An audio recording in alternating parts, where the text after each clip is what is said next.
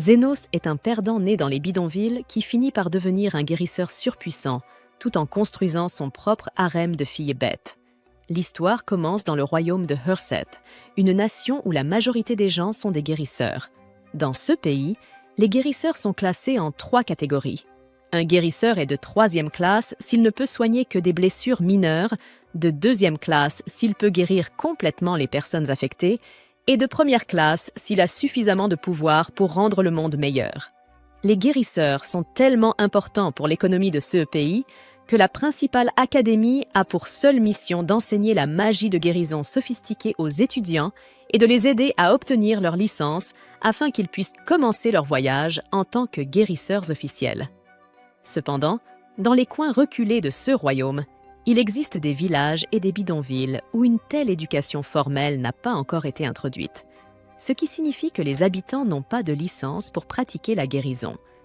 Dans l'un de ces villages vit notre protagoniste, Zénos, ainsi que sa sœur elfe, Lily, tous deux luttant pour survivre dans leur vie difficile tout en vivant dans une maison délabrée. Zénos est lui-même un guérisseur, et bien qu'il n'ait pas de licence pour pratiquer la guérison, cela ne l'empêche pas d'aider les gens de son village qui ne peuvent pas se permettre de consulter des guérisseurs officiels. Il commence sa journée en soignant une personne chez lui, puis part en visite à domicile, laissant Lily seule dans la cabane en ruine où elle commence immédiatement à préparer le dîner pour son frère, quelques secondes après son départ.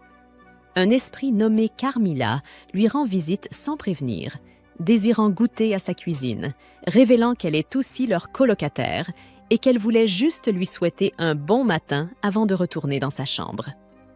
Au moment où Carmilla part, une autre jeune femme nommée Zofia entre, appelant Zénos, suivie de Linga, qui veut également que Zénos la soigne. À en juger par leur attitude, il semble que toutes les deux soient intéressées par Zénos, sans oublier la petite sœur, Lily, qui a juré qu'elle deviendrait sa femme un jour. Quoi qu'il en soit, Linga et Carmilla s'assoient quand une autre femme nommée Low éclate dans la pièce, affirmant qu'elle aussi est venue pour un peu de divertissement quotidien.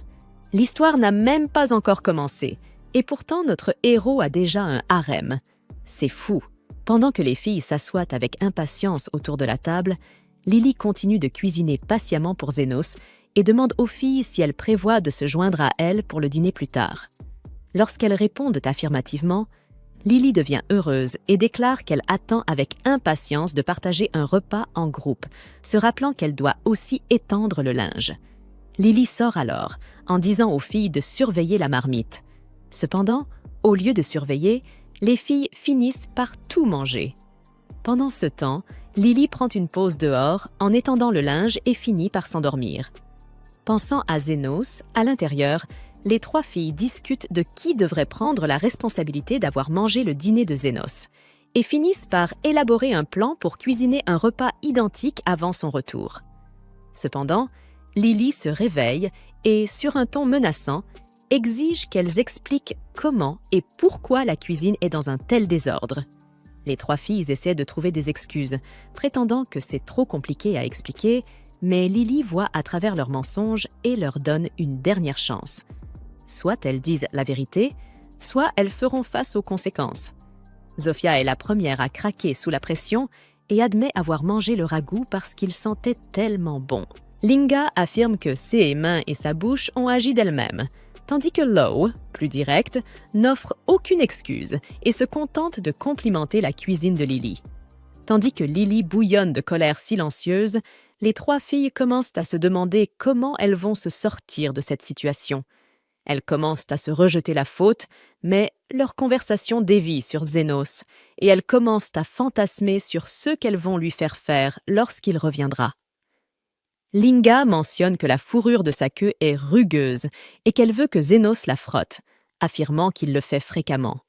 Cependant, Low ne la croit pas, arguant que Zénos ne plairait à personne, sauf à une maman musclée à 6 paquets de muscles comme elle. Alors que les deux se disputent pour savoir qui Zénos aime le plus, Zofia, la seule fille bête rationnelle et un peu folle, leur dit de se taire. Ce à quoi Lily acquiesce, pensant que Zénos sera contrarié s'il les voit se disputer. Lily exprime son espoir qu'elles s'entendent toutes, car elles voulaient vraiment dîner ensemble. Comprenant les sentiments de Lily, les 3 filles bêtes lui présentent des excuses et promettent de l'aider à préparer le dîner. Cependant, Lily n'a plus les ingrédients nécessaires pour cuisiner une nouvelle fournée. À ce moment-là, Carmilla descend et en apprenant que les 3 fauteurs de troubles ont tout mangé, elle menace de dévorer leurs âmes en guise de punition. Lily décide de les pardonner à condition qu'elle lui rapporte les ingrédients. Les filles acceptent joyeusement et se précipitent pour échapper à la colère de l'esprit en furie. Une fois qu'elles sont parties, Carmilla s'assoit avec Lily et lui conseille de ne pas être aussi indulgente avec elle, car elles continueront à causer des ennuis. Cependant, Lily insiste pour s'entendre avec tout le monde, y compris Carmilla, et espère avoir le dîner prêt avant le retour de Zénos. En parlant de Zénos, il est en route pour rentrer chez lui lorsqu'il remarque une fille bête se tenant le ventre, visiblement en douleur. Un noble de haute naissance arrête la fille, la tire par les cheveux et la gronde pour avoir fui sa maison, révélant qu'elle est sa esclave. Il la traîne jusqu'au cimetière, exprimant son mépris pour une démo humaine comme elle, et déclarant que quelqu'un d'aussi sale qu'elle mérite d'être enterré dans une basse tombe. Il la frappe contre une tombe lorsqu'une aura sombre s'en dégage et pénètre en elle. Sans s'en rendre compte, il continue de la frapper, mais l'aura sombre la rend incontrôlable et la pousse à attaquer le noble avec ses griffes. L'homme, totalement impuissant face à elle, n'a d'autre choix que de s'enfuir dans la direction opposée. Blessé, le maître de Thils tente de se mettre à l'abri et rencontre Zénos en chemin. Ignorant qui il est, le psychopathe informe Zénos que son esclave est devenu fou et qu'il vient de l'attaquer. Il supplie Zénos de l'aider et, peu après, Thils arrive pour l'achever. En l'observant attentivement, Zénos remarque qu'une grande force d'énergie noire émane du corps de Thils et cherche immédiatement à savoir ce que l'homme faisait avec elle et le mannequin prétend qu'il ne faisait que travailler. Après enquête, il révèle qu'il ne faisait que cultiver la terre. Il demande ensuite à Zénos de l'emmener à l'hôpital, compte tenu de son état de santé. Il propose même de payer Zénos s'il peut se débarrasser de Thils. Au moment où il dit cela, Thils s'apprête à le frapper, mais Zénos l'écarte du chemin. Il aurait dû laisser la fille lui couper ses jolis cheveux. C'est alors qu'elle lui lance des pierres, qu'il esquive rapidement. Ensuite, le maître de Thils ordonne à Zénos de la glacer, mais il ne veut pas le faire. Cela met en colère le blondinet qui pense que son inaction pourrait entraîner la mort d'un aristocrate. Il n'accorde aucune importance à la vie de Thils, affirmant qu'elle n'est qu'une esclave qu'il peut remplacer à tout moment. Entendant cela, il assure au lâche pathétique qu'il accorde la même valeur à chaque vie. Cette réponse met en colère le maître qui souhaite savoir qui est Zénos. En réponse, Zénos révèle avec assurance qu'il est un guérisseur, juste avant de se faire presque écraser par Thils. Hâtivement, il amplifie sa main et frappe le gros rocher en morceaux. Le maître de Thils en est bouleversé. Pouvez-vous voir à quel point ses yeux sont écarquillés? Cependant, il continue d'observer la rapidité avec laquelle Thils tente d'attaquer Zénos, mais il devine chacun de ses mouvements et l'envoie contre le mur sans le toucher. Le bâtiment s'écroule alors sur le maître de Thils, mais ce dernier survit heureusement à l'événement. Peu après, Thils reprend conscience et tente de se relever. La voyant dans cet état, Zénos se précipite pour l'aider, mais découvre qu'elle est possédée par un démon. Il la laisse le mordre et profite de l'occasion pour la guérir de toutes ses blessures et de la possession du démon. Elle s'évanouit et il se demande quel genre d'agriculture elle a pratiqué pour être possédée par un démon. Peu après, il frappe le démon pour le faire disparaître. Pendant ce temps, le maître de Thils assiste à la scène, choqué. Il est convaincu que Zénos est bel et bien un guérisseur. Il supplie Zénos de guérir ses blessures, mais ce dernier prétend qu'il n'est pas en service et lui demande de revenir le lendemain. Cependant, le maître de Thils s'exclame en disant qu'il sera parti avant le lendemain. Il ordonne à Zénos de le guérir immédiatement, mais ce dernier affirme qu'il ne pourra le faire que s'il paie quelque chose en plus. Entendu, le mannequin lui jette un sac de pièces, espérant que c'est plus que suffisant, mais Zénos prétend que ce n'est pas le cas. Le maître de Thils se fâche, d'autant plus que le prix qu'il a proposé est plus que suffisant pour les services d'un guérisseur. Avant que l'idiot ne puisse en dire plus, Zénos lui fait savoir qu'il n'est pas un guérisseur agréé, mais un guérisseur clandestin. En entendant cela, le maître de Tyl se demande si un tel guérisseur clandestin existe. Peu après, il demande à pouvoir emmener Tyl en guise de paiement. Sans réfléchir, il accepte et demande à Zénos de le guérir, juste avant qu'on lui remette les documents relatifs à la propriété de Tyl. Plus tard, Tyl reprend conscience et est choquée de voir Zénos à ses côtés. Elle cherche à savoir qui il est et il lui dit son nom. Il l'informe également qu'il l'a acheté et elle lui révèle son nom. Le premier ordre qu'il lui donne en tant que nouveau maître est de lui faire porter ses vêtements de naissance, ce qu'elle trouve extrêmement surprenant. Je crois que j'aime la tournure que prennent les événements. Comme elle ne peut pas s'opposer à son maître, elle est obligée d'aller de l'avant et de faire ce qu'il dit. Après qu'elle ait fait cela, il scanne son corps et découvre qu'elle a un problème avec un calcul biliaire dans son corps. C'est à ce moment-là qu'il la guérit et qu'il brise le calcul. La façon dont il procède la fascine, d'autant plus qu'il vient de faire de la magie sans incantation ni méthode compliquée, même si elle continue d'en parler. Zénos se demande pourquoi elle se réjouit d'une chose aussi normale, bien qu'elle le remercie de l'avoir guérie et souhaite savoir ce qu'elle peut faire pour lui rendre l'appareil, sans perdre de temps. Il lui répond qu'il a quelque chose à lui faire faire. Au début, elle s'imagine qu'il aimerait développer une intrigue avec elle, mais il ne fait que lui montrer la page d'un livre et lui demande de l'aider à en trouver le contenu. Bro s'est contenté de tripoter le sac.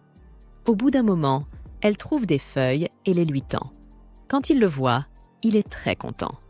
Il la remercie et lui offre sa liberté en échange. Il déchire même ses papiers d'esclave, affirmant qu'elle l'a payé pour l'avoir sauvée. Bien qu'elle soit heureuse d'être une femme libre, elle n'a aucune idée de ce qu'elle doit faire maintenant. Cependant, elle est déterminée à le découvrir et espère qu'elle aura l'occasion de l'informer lorsqu'elle le fera. Zénos n'y voit aucun inconvénient. Il lui demande également de venir le voir si elle se blesse, afin qu'il puisse la soigner gratuitement. Plus tard dans la nuit, Zénos rentre chez lui et est accueilli par les filles qui semblent très heureuses de le voir. Certaines d'entre elles venaient juste d'aller chercher des fruits et du poisson, et l'une d'elles remarque même qu'il a dû rencontrer une nouvelle fille. Mais il l'ignore.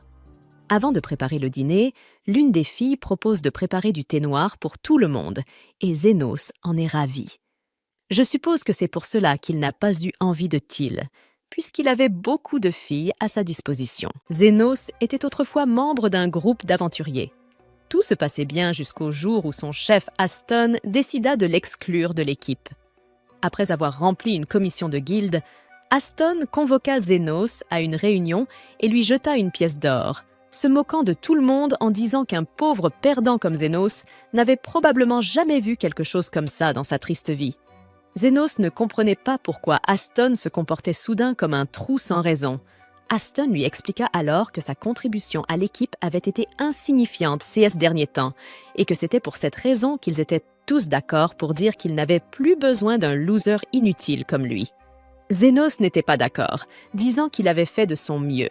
Et il rappela même à Aston la fois où il l'avait recruté dans les bidonvilles, alors qu'il n'était qu'un enfant. À l'époque, Aston ne voulait être que son ami. Alors pourquoi maintenant? Après l'avoir utilisé pendant toutes ces années, le jetait-il à la poubelle? Cela signifiait-il qu'Aston ne le considérait plus comme un ami? Aston n'en revenait pas de la crédulité de Zénos. Il lui avait bien fait comprendre qu'il n'avait plus besoin d'un clochard pour les accompagner. Leur parti était désormais l'un des plus importants du pays, et la présence de quelqu'un comme Zénos ne ferait que ruiner leur image. Pourtant, Zénos a essayé de se battre pour sa place, en disant qu'ils étaient arrivés jusqu'ici parce qu'il avait toujours été là, leur fidèle guérisseur. Mais Aston ne lui accordait aucun crédit, prétendant que Zénos n'utilisait qu'une magie de guérison douteuse, apprise en autodidacte. Si un rat des bas quartiers comme lui se présentait devant la noblesse ou la royauté, leur réputation en prendrait un coup. À ce stade, Zénos n'avait plus rien à dire. Aston conclut en lui disant de considérer cette pièce d'or comme une indemnité de départ et rit hystériquement tandis que Zénos s'éloigne en silence. Pendant ce temps, quelque chose de diabolique se passait dans les rues sombres. Une femme louche et son complice archer essayaient de débaucher une jeune fille elfe, qui, je crois, était Lily, la sœur adoptive de Zénos. Lily parvint de justesse à échapper à leur emprise en donnant un coup de pied à l'archer dans le mille, mais en réalité, elle n'avait aucune chance face à un tireur à longue portée. Comme prévu, l'archer l'a abattue d'une flèche en plein dans la jambe. Elle n'a pas abandonné pour autant, elle s'est battue pour sa liberté, bec et ongles, jusqu'à ce que l'archer finisse par la poignarder dans le ventre pour la faire taire. Zénos, qui marchait non loin de là, perdu dans ses réflexions sur ce qu'il allait faire maintenant qu'il était officiellement au chômage, entendit le bruit et décida d'aller voir ce qui se passait. En arrivant sur les lieux, il trouva la femme et l'archer debout devant Lily. Et oui, il pouvait dire qu'ils étaient sacrément coupables. Mais la femme se contenta de hausser les épaules, disant que ce n'était pas ses affaires et que Lily était leur esclave. Zénos joua finement. Il proposa d'acheter Lily en lui tendant la même pièce d'or qu'Aston lui avait jetée plus tôt, puisque Lily était de toute façon sur le point de mourir. La femme accepta volontiers le marché et s'éloigna avec un sourire en coin. Ce qu'il ne savait pas, c'est que Zénos était un guérisseur. Dès qu'ils furent hors de vue, il s'agenouilla près de Lily et la soigna sur place. 6 blessures disparurent en un instant, et elle le regarda, complètement abasourdie par la disparition de ses blessures. Elle le remercia de lui avoir sauvé la vie et sembla contrariée de ne rien pouvoir lui offrir en retour, mais Zénos lui dit de ne pas s'en inquiéter. Elle lui demanda s'il était un guérisseur de renommée mondiale et fut encore plus choquée d'apprendre qu'il n'était qu'un autodidacte sans licence de guérison. Zénos lui a alors demandé où elle habitait, voulant la déposer dans un endroit sûr. Mais Lily a admis qu'elle n'en avait pas, qu'elle n'avait pas de famille, pas de vrais vêtements, et qu'elle avait l'air affamée. Zénos l'a donc emmenée dans un restaurant local et a commandé de la nourriture, mais seulement pour elle, puisqu'il était trop fauché pour commander pour lui-même. Il avait d'autres chats à fouetter. Lily était désormais sous sa responsabilité. Bien sûr, il avait la possibilité de la laisser dans un orphelinat, mais il savait exactement comment ces endroits traitaient les enfants comme elle. Lily, quant à elle, était curieuse de connaître le travail de Zénos. Elle n'avait jamais vu quelqu'un lancer une pièce d'or comme si ce n'était rien, et s'attendait à ce qu'il soit un riche aristocrate. Mais ses attentes furent anéanties lorsque Zénos révéla qu'il venait d'être expulsé de son groupe d'aventuriers et qu'il n'avait nulle part où aller. Sa situation était identique à celle de Lily, mais contrairement à elle, il avait au moins la possibilité de chercher un emploi convenable. C'est alors qu'un homme lézard grièvement blessé entra dans le restaurant en rampant et en demandant de l'eau. À en juger par les brûlures et le type de blessure, Zénos pensait que le type avait été abattu par un pistolet magique. L'homme était visiblement à l'agonie. Zénos est donc intervenu et l'a soigné sur place. Le fait que l'homme n'ait jamais entendu parler de Zénos le rendit curieux, mais l'homme lézard le remercia et lui remit 4 pièces d'or pour lui avoir sauvé la vie. C'était la première fois que Zénos était payé pour avoir soigné quelqu'un et cela lui donna l'idée d'ouvrir une clinique de guérison, non seulement pour gagner de l'argent, mais aussi pour redonner le sourire à des personnes sans défense comme Lily et l'homme lézard. Mais il y a un problème. Comme il vient des bas-fonds, il lui est impossible d'obtenir une licence de guérisseur en bonne et due forme, ce qui signifie qu'ouvrir une clinique de guérison serait totalement illégal, et qu'il devrait en fait devenir un guérisseur clandestin travaillant dans l'ombre. Lily approuva l'idée, et comme Zénos l'avait techniquement acheté au braconnier, elle le considérait désormais comme son maître officiel. Elle lui fit comprendre qu'elle le suivrait partout où il irait. Zénos savait qu'elle ne changerait pas d'avis, aussi accepta-t-il de la laisser le suivre, au moins jusqu'à ce qu'il trouve un endroit sûr pour elle. Plus tard, dans la nuit, ils s'aventurèrent à la périphérie de la ville et se retrouvèrent dans un quartier abandonné, plein de maisons détruites et sans aucun signe de vie à des kilomètres à la ronde. Zénos choisit l'un des bâtiments en ruine pour y installer sa clinique clandestine. L'endroit semblait hanté. Lily, un peu superstitieuse, l'avertit que des monstres morts-vivants effrayants naissaient souvent dans ce genre d'endroit, mais Zénos n'en avait cure. Il entra quand même dans le manoir, il faisait nuit noire à l'intérieur, froid et silencieux, Alors Lily lança un sort d'illumination, révélant qu'elle connaissait en fait les rudiments de la magie. Après avoir soigneusement inspecté l'endroit, Zénos décida qu'il ferait l'affaire. Le plus grand avantage, c'est qu'il y avait un toit, ce qu'il n'avait jamais vraiment eu auparavant, car ses anciens coéquipiers avaient l'habitude de le faire dormir dehors, comme un animal errant. En tout cas, les poutres de soutien étaient solides, elles aussi, mais alors qu'il s'apprêtait à confirmer sa nouvelle résidence, une silhouette ombrageuse apparut.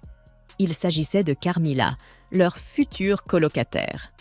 Lorsque Carmilla s'approcha d'eux, Lily reconnut qu'il s'agissait de l'esprit Wraith, le plus puissant des monstres morts-vivants, capable de transformer quelqu'un en fantôme rien qu'en le regardant. Lily était de plus en plus effrayée, mais Zénos, lui, gardait la tête froide. Il était plutôt surpris qu'ils soient tombés sur un Wraith alors qu'il pensait qu'ils avaient obtenu la meilleure propriété. En le voyant ainsi, Lily se demandait pourquoi cette grosse tête était si calme. C'est alors que Carmilla fonça sur eux. Mais Zénos les protégea immédiatement de son attaque à l'aide d'un sort de guérison. Ce n'est qu'après avoir expérimenté son pouvoir qu'il comprit vraiment ce qu'étaient les Wraiths. Il les avait apparemment déjà rencontrés lorsqu'un de ses amis l'envoyait dans un labyrinthe souterrain pour s'amuser. Il y avait croisé des centaines d'entre eux, ce qui lui avait fait comprendre que les Wraiths étaient faibles face à la magie de guérison. Ne voulant pas faire déraper les choses, Zénos demanda poliment aux Wraiths s'ils pouvaient s'installer chez lui. Il lui promit qu'il resterait en dehors de son chemin, mais elle trouva cela insultant. Au lieu de cela, elle leur demanda de se rendre et tenta de les attaquer à nouveau. Mais comme auparavant, ses tentatives furent vaines. Le mannequin s'excusa même de lui avoir botté le derrière, et elle était furieuse de réaliser qu'elle avait maintenant trouvé son adversaire. En dernier recours, elle convoqua tous ses serviteurs fantômes et leur ordonna d'immobiliser Zénos et Lily. Mais Zénos les fit tous disparaître d'un seul coup. Cela poussa le spectre, qui s'appelait Carmilla, à lui demander qui il était, et une fois de plus, il se présenta comme un guérisseur clandestin. Il lui demanda de ne leur prêter qu'une chambre et une pièce pour leurs activités de guérison, et elle fut obligée de leur laisser le premier étage. Cependant, elle exigea à contre-cœur qu'ils ne s'approchent pas du deuxième étage. Après avoir assisté à tout cela, Lily se demandait comment elle devait réagir. Le lendemain matin, ils aménagèrent le premier étage en clinique, et Lily porta même des vêtements d'infirmière. Cependant, comme personne n'était venu demander leur service, elle s'ennuyait terriblement.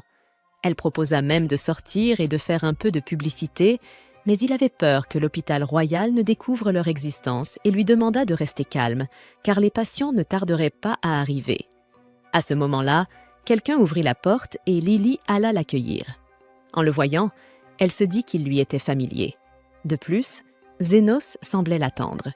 C'était évidemment parce qu'il souffrait d'une brûlure par balle magique, ce qui l'empêchait de se rendre dans un véritable hôpital. Cependant, l'homme affirme qu'il n'est pas venu pour lui, mais pour sa sœur, dont le bras a été touché. En l'observant de près, Zénos se rendit compte qu'elle avait été touchée par une balle empoisonnée par magie. De plus, comme la balle était encore dans sa main, elle commençait à se décomposer. En l'entendant dire tout cela, la dame fut surprise. Elle voulut savoir s'il pouvait la guérir, et il lui assura que oui, mais qu'il devait lui couper la main avant que le poison ne se répande. Elle accepta son sort et lui demanda combien il lui faudrait pour la guérir. Il lui demande 1 million de won, ce que les deux frères et sœurs considèrent comme un prix exorbitant, d'autant plus qu'elle perdrait aussi un bras dans l'opération. Pour le faire changer d'avis, la dame se présente comme Zofia, la tornade. Elle était l'une des 3 patronnes des bidonvilles et la chef des hommes lézards, une femme qui volait les marchands avides et reversait une partie de son butin aux pauvres. Pendant ce temps, Zofia cherche à savoir qui il est, exigeant 1 million de won pour ses services, et il lui assure qu'il lui régénérera aussi une nouvelle main. Elle est choquée jusqu'au plus profond d'elle-même. Elle n'avait jamais entendu parler d'un guérisseur capable de faire repousser un bras. En entendant cela, Zénos se demanda comment un guérisseur pouvait ne pas savoir quelque chose d'aussi simple que la régénération. il ne connaissait manifestement pas les normes des guérisseurs de ce monde, puisqu'il n'avait jamais eu l'occasion d'y étudier. Après avoir salué Zofia, ils passèrent directement à l'opération. Avant de commencer, Zénos fabriqua magiquement une lame à partir de mana pour servir de scalpel, qu'il utilisa pour couper la main de la jeune femme. Ce faisant, il jeta un sort sur la zone de la coupure pour la guérir avec le temps, afin d'éviter qu'elle ne ressente trop de douleur. Ensuite, il commença le processus de régénération en générant ses os, puis ses nerfs, ses vaisseaux sanguins, ses muscles, et enfin en les recouvrant de peau. En voyant tout cela, il était épuisé. D'un autre côté, Zofia était tellement impressionnée par ses compétences qu'elle reconnut qu'elle n'avait jamais vu un guérisseur comme lui. Alors qu'elle l'admirait, son idiot de frère attira son attention sur le spectre. Carmilla exprima sa colère qu'il n'ait pas raté la procédure avant de retourner au deuxième étage. Pendant ce temps, Zofia était très excitée par l'habileté de Zénos. Elle a promis d'envoyer ses collègues à sa clinique s'ils avaient besoin de soins. Plus tard dans la soirée, Lily prépara du thé pour Zénos et Carmilla, qui se joignit à eux à contre-cœur. Elle fut bientôt obligée de se retirer à l'étage après s'être brûlé les lèvres avec le thé brûlant. Alors que Zénos et Lily continuaient à boire leur thé, elle lui demanda pourquoi les hommes lézards étaient toujours blessés. Et il l'informa de la guerre qui se développait dans le bidonville entre les hommes lézards, les orques et une espèce inconnue. Alors qu'ils essayaient de comprendre ce qu'était ce troisième groupe, ils reçurent une visite non désirée de leur part.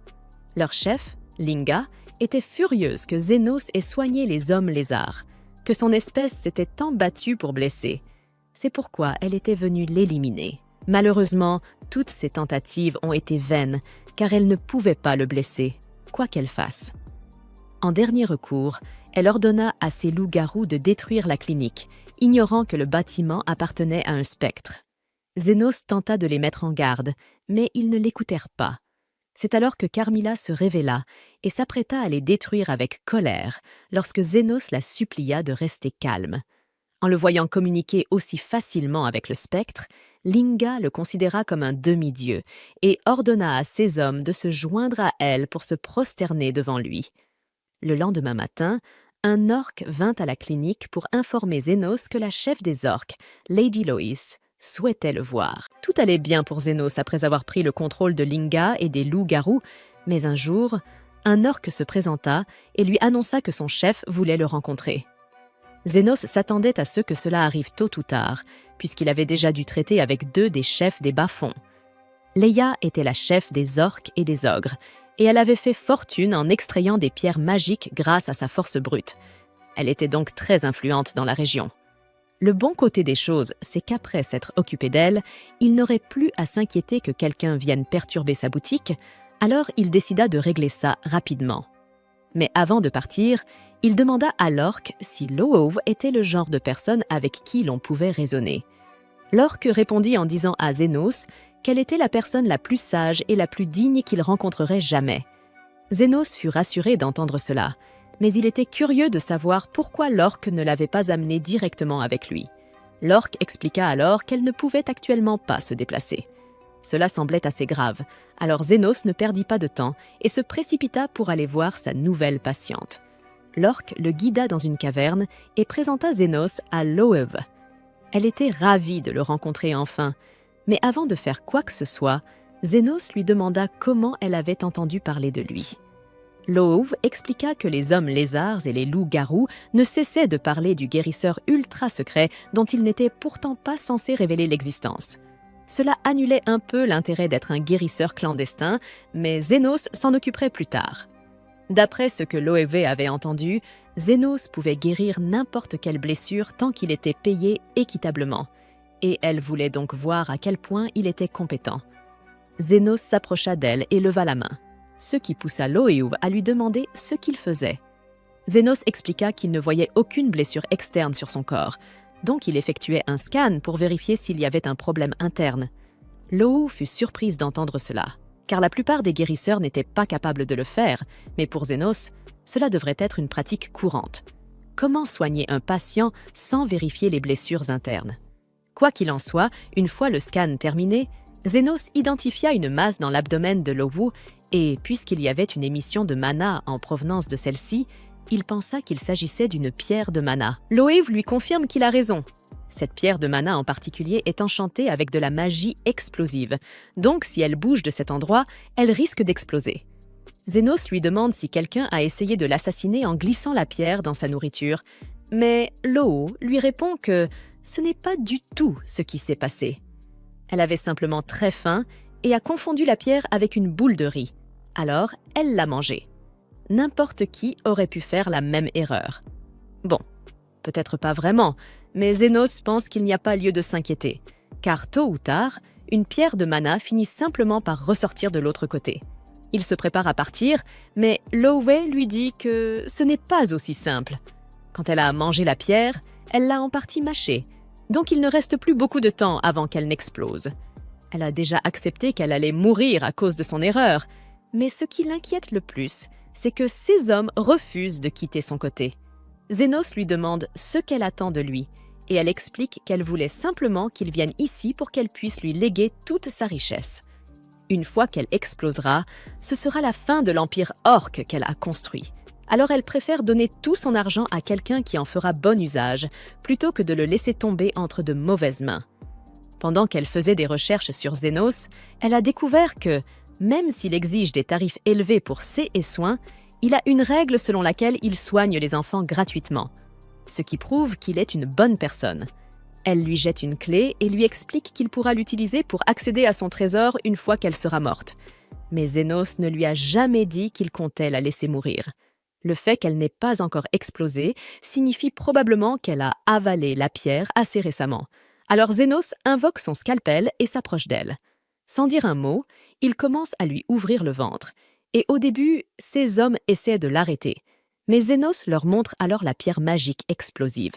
En quelques secondes, il parvient à ouvrir Loew, à extraire la pierre et à refermer la plaie, ce qui signifie qu'elle n'a plus à craindre d'exploser. Cependant, la pierre est encore extrêmement instable. Alors, pour la sécurité de tous, Zénos la prend dans ses mains et la serre jusqu'à ce qu'elle explose. Cette explosion aurait pu détruire tout un pâté de maison, mais Zénos avait protégé ses mains avec de la magie défensive. Il en ressort donc indemne, même si la douleur était intense. Il rend ensuite la clé à Loew et lui dit qu'elle n'a plus à s'inquiéter de faire don de sa fortune.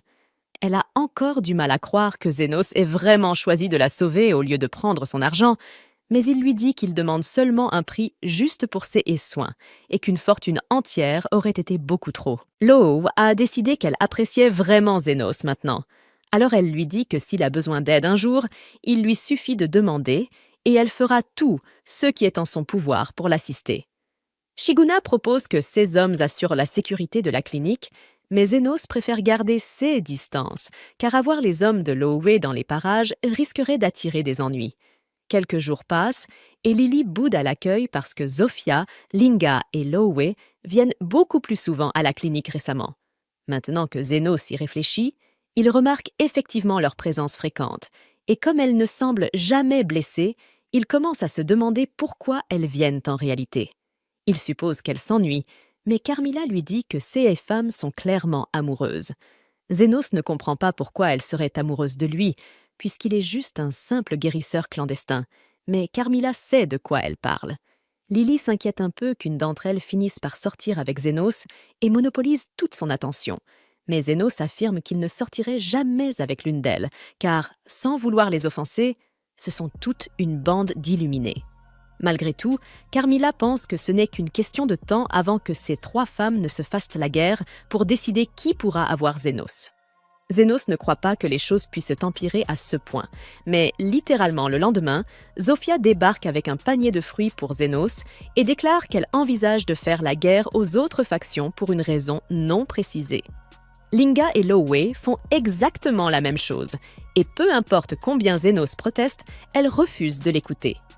Carmilla trouve la situation très drôle et plaisante en disant que beaucoup de gens vont mourir à cause des tendances de grands séducteurs de Zénos. Ce que ce dernier n'apprécie pas du tout dans la manière dont elle le formule. La bataille à mort est prévue pour midi aujourd'hui. Mais il ne peut pas les laisser s'entretuer pour lui, il doit faire quelque chose. Pendant ce temps, Les 3 femmes se sont déjà réunies dans le stade avec tous leurs hommes et elles sont sur le point de déclencher le bain de sang quand soudain, Zénos arrive. Elles se tournent toutes vers lui pour voir ce qu'il va dire, mais il leur annonce qu'il n'est pas venu pour arrêter le combat. Il sait qu'elles ont des rancunes de longue date entre elles, alors il va les laisser régler leurs comptes jusqu'à ce qu'elles soient satisfaites. Puisque Zénos leur a donné son approbation pour le combat, toutes les filles acceptent de se battre de toute leur force. Et celle qui survivra pourra revendiquer la virginité de Zénos. Zénos ne se souvient pas avoir accepté cette dernière partie, mais avant qu'il puisse dire quoi que ce soit, le combat a déjà commencé. Zofia fait le premier mouvement et tente de trancher la tête de Linga avec ses dagues, mais Linga parvient à esquiver à temps et effectue un saut périlleux arrière pour s'éloigner. Pendant ce temps, Loewe surgit et tente d'asséner un coup de pied sauté à Zofia, mais Zofia esquive, et ce sont des figurants en arrière-plan qui prennent le coup à sa place. Zofia et Linga s'affrontent à nouveau, mais avant qu'elles ne puissent s'atteindre, Loewe arrive par le haut et manque de peu de les écraser toutes les deux. Zofia est repoussée dans le coin des orques du stade, alors elle commence à attaquer les orques, et les autres font de même avec les membres des factions adverses. C'est un spectacle sanglant. Des gens se font découper dans tous les sens, mais à la surprise générale, même après 6 heures de combat, personne n'est encore mort. À ce moment-là, Zofia remarque que ses blessures au bras se referment toutes seules, et Zénos leur explique que c'est lui qui en est responsable. Il avait accepté de leur laisser mener leur petite bataille à mort, mais il n'avait jamais dit qu'il les laisserait mourir, car après tout, elles restent ses patientes. Zofia se sent un peu stupide de ne pas avoir compris plus tôt ce que Zénos faisait, mais personne ne savait qu'un guérisseur pouvait soigner autant de personnes en même temps, et de manière continue pendant plus de 6 heures. Elle réalise qu'à ce rythme, le combat ne se terminera jamais. Et c'était exactement ce que Zénos voulait leur faire comprendre. À moins qu'elles n'arrivent à se réconcilier, elles ne pourront jamais vivre en paix. Mais si elles ressentent encore le besoin de se battre, il sera toujours là pour les soigner. Et pour être clair, il leur facturera son temps. Les filles réalisent maintenant à quel point c'était idiot de déclencher une guerre pour rien. Et elles acceptent toutes de mieux s'entendre à l'avenir. Cependant, elles vont continuer de se disputer pour Zénos. Elles promettent simplement de garder cela non violent. Pendant ce temps, Lily demande à Zénos pourquoi il s'est donné tout ce mal, alors il se rappelle quelque chose que son maître lui avait dit. Un guérisseur est de 3e ordre s'il peut seulement soigner des blessures, de 2e ordre s'il peut guérir tout le corps, et de 1er ordre s'il peut rendre le monde meilleur. Alors, même si Zénos pense qu'il n'a pas ce qu'il faut pour être un guérisseur de 1er ordre, il veut quand même essayer d'améliorer ses bas quartiers. Et puis, s'il laissait tout le monde mourir ici, il n'aurait plus de patients à soigner dans sa clinique. Du moins, c'est ce que Zénos dit. Mais Lily sait qu'il dit cela seulement pour cacher à quel point il tient vraiment aux autres. Si les différentes factions de demi-humains commencent à s'entendre et arrêtent de se battre, cela voudra dire que Zénos n'aura plus autant de patients qu'avant. Et pourtant, il a quand même choisi de les aider. C'est en partie pour ça qu'elle l'aime autant, et elle le lui dit franchement, même si Zénos ne comprend pas vraiment ce qu'elle veut dire.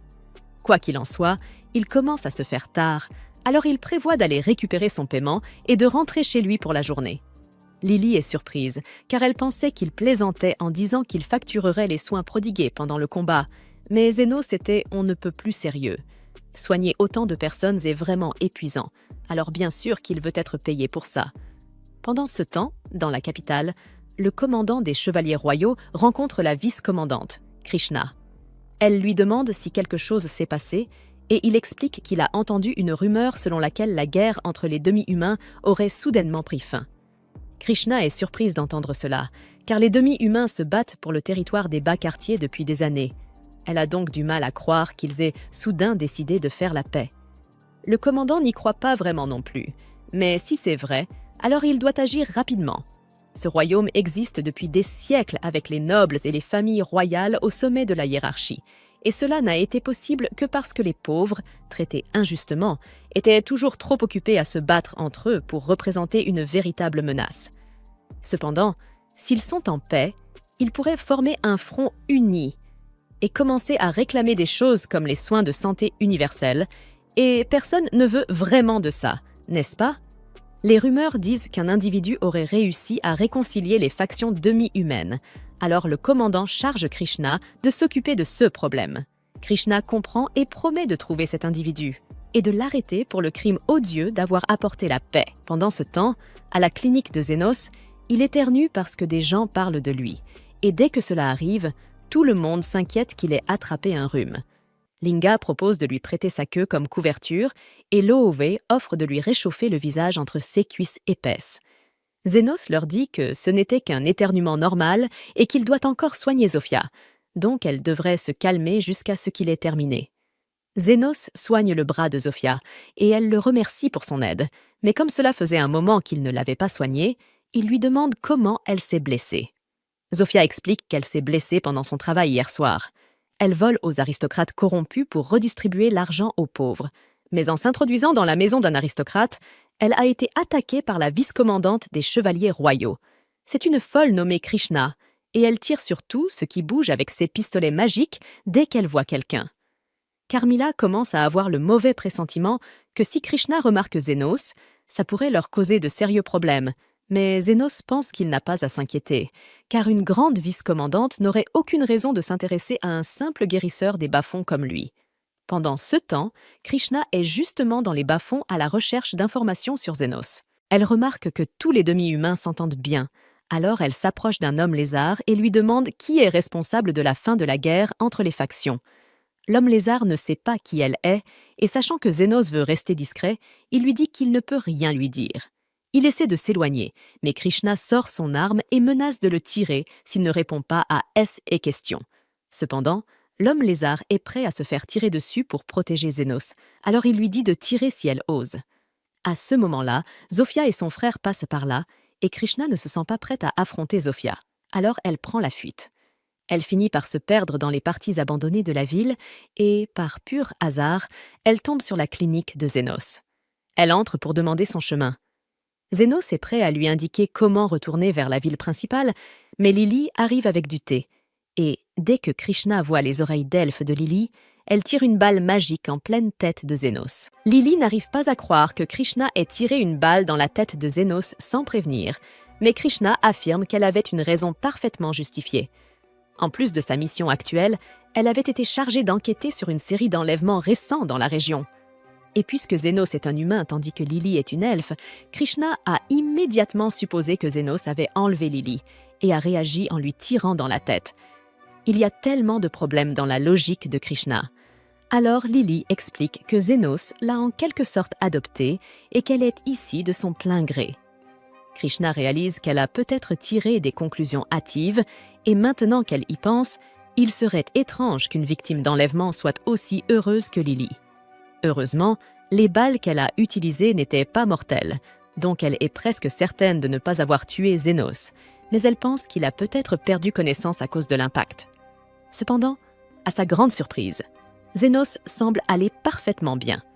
Elle s'excuse d'avoir tiré des conclusions trop vite et de lui avoir tiré dessus comme ça, mais elle est curieuse de savoir comment il a survécu sans une égratignure. Il lui dit qu'il a simplement utilisé de la magie défensive pour bloquer la balle avant qu'elle ne le touche. Mais Krishna n'y croit pas, car aucune magie défensive ordinaire ne devrait pouvoir arrêter ces balles. D'après Zénos, sa magie défensive est tout à fait banale, donc il ne comprend pas ce dont elle parle. Mais avec ses années d'expérience en tant que vice-commandante des chevaliers royaux, Krishna a vu beaucoup de magie défensive et elle sait que les boucliers de Zénos sont au niveau de ceux du grand sorcier. Une fois que Krishna mentionne qu'elle est la vice-commandante des chevaliers royaux, Zénos et Lily deviennent nerveux, car ils comprennent que sa présence ici pourrait leur causer des ennuis. Et apparemment, Krishna a quelque chose à demander à Zénos. Pour éviter une autre confrontation, Zénos accepte de lui parler. Mais il envoie aussi un avertissement à tous ses clients pour s'assurer qu'aucun ne vienne pendant que Krishna est là. Ils s'installent tous et Krishna dit à Zénos qu'elle est actuellement en mission secrète ici et qu'elle aimerait avoir son aide. Zénos dit qu'il ne veut pas s'en mêler, mais Krishna insiste sur le fait que tous les citoyens doivent obéir aux ordres des chevaliers. Avec le tempérament imprévisible de Krishna, Zénos a peur qu'elle lui tire de nouveau dessus s'il refuse d'aider, alors il décide de faire semblant de coopérer. Elle l'informe que sa mission est de trouver un homme en particulier et de l'arrêter sur le champ.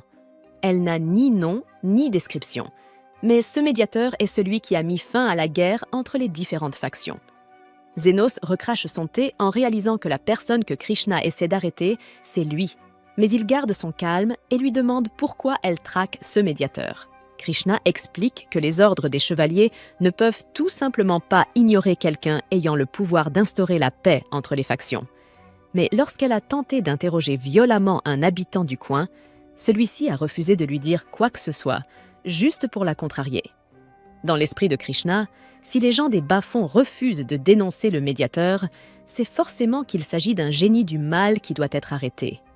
Zénos essaie de lui expliquer qu'il est possible que ce médiateur cherche simplement à éviter les projecteurs. Donc, si elle repartait et abandonnait ses recherches, il ne causerait probablement aucun problème. Krishna demande alors à Zénos s'il connaît l'identité du médiateur, mais il invente une excuse et dit qu'il parle seulement par instinct. Dans tous les CA, Krishna ne peut pas simplement ignorer le médiateur, car elle a reçu un ordre direct de son commandant, et toute personne capable de mettre fin à la guerre entre factions représente une menace trop grande pour être laissée libre.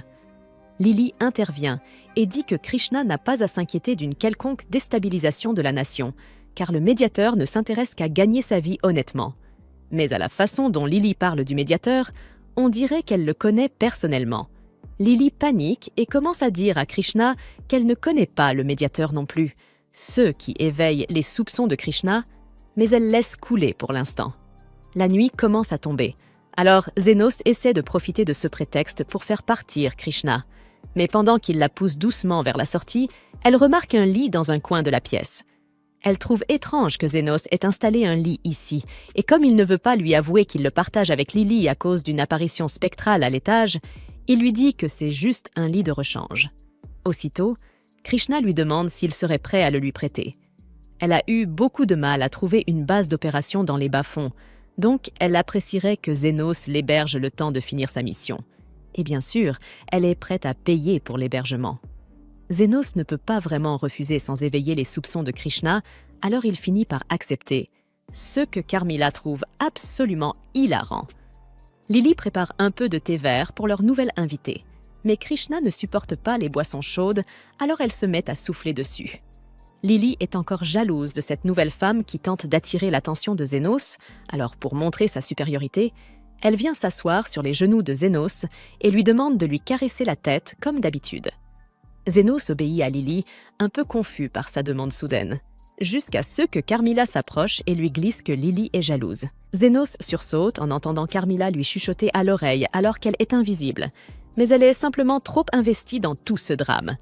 Lily refuse de laisser Krishna lui voler l'affection de Zénos, alors elle devient encore plus attentionnée que d'habitude, essayant d'affirmer sa domination, mais Krishna ne semble pas s'en soucier le moins du monde, toujours occupé à souffler sur son thé. Finalement, Lily s'endort. Alors Zénos l'aborde dans le lit, puis retourne au salon pour poursuivre sa conversation avec Krishna. Il lui raconte toute l'histoire sur la façon dont il a sauvé Lily de trafiquants d'esclaves, et il semble que CS Trafiquants faisait partie d'un réseau de trafic illégal actif dans cette région. Cela explique pourquoi Lily était si prompte à dégainer plus tôt, mais malheureusement, Zénos n'a aucune information sur les trafiquants. Sur un autre sujet, Krishna a une question à poser, car il est clair pour elle que Zénos est un maître mage ayant perfectionné sa magie défensive. Krishna veut savoir s'il serait possible de régénérer un bras entier si quelqu'un mettait autant d'efforts dans la magie de soin. Zénos est sur le point de demander si c'est vraiment un exploit pour un guérisseur de régénérer un bras, mais avant qu'il ne termine sa phrase, Krishna répond que cela devrait être impossible. Les seules personnes capables d'un tel exploit seraient des Sphinx ou les guérisseurs du plus haut niveau. Zénos lui demande pourquoi elle parle de ça, et Krishna explique qu'elle s'est récemment battue contre Zofia, et elle se souvient avoir infligé de lourds dégâts au bras de cette dernière. Pourtant, quand elle l'a revu hier, son bras était parfaitement rétabli. Elle pense donc qu'il doit y avoir un guérisseur dans les bas-fonds capable de régénérer un bras. Et si c'est vrai, il serait logique que cette personne détienne une influence considérable sur les chefs de faction.